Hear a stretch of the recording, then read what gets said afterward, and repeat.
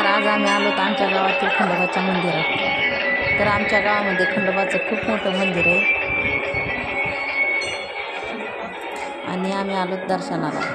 तर असं आहे आमचं खंडोबाचं मंदिर, असं सजावलंय मस्त.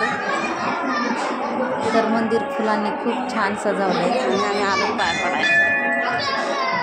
तर आमच्या गावात चंपाषष्ठीनिमित्त 4-5 दिवस कार्यक्रम चालू असते तर, आणि ह्याही वर्षी 4-5 दिवस कार्यक्रम होते आणि आज आहे चंपाषष्ठीचा शेवटचा दिवस. गर्दी अशी पूजा मांडली. तर गाभाऱ्यात पण खूप छान सजावट केली फुलांची. आम्ही लवकरच आलो होतो तर आमचं दर्शन पटकन झालं. आम्ही लवकरच दर्शन घेतले आणि बाहेर आलो. तर बाहेर पण पूजा मांडली होती तर आम्ही तिथं पण दर्शन घेतले.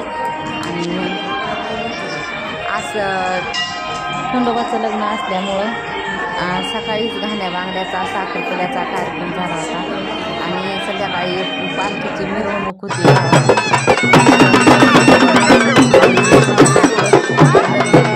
आम्ही आलो खंडोबाच्या लग्नाला.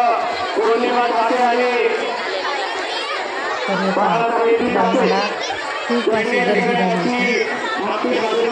बाया आणि जेवणाचा पण कार्यक्रम दुपारी 1 वाजल्यापासून चालूच होता. तर अशा पद्धतीने आशीर्वाद घेतला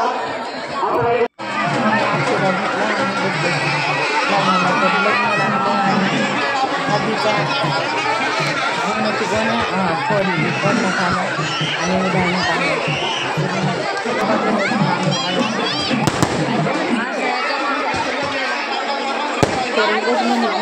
खंडोबा पोळा झाला, हळद लागली.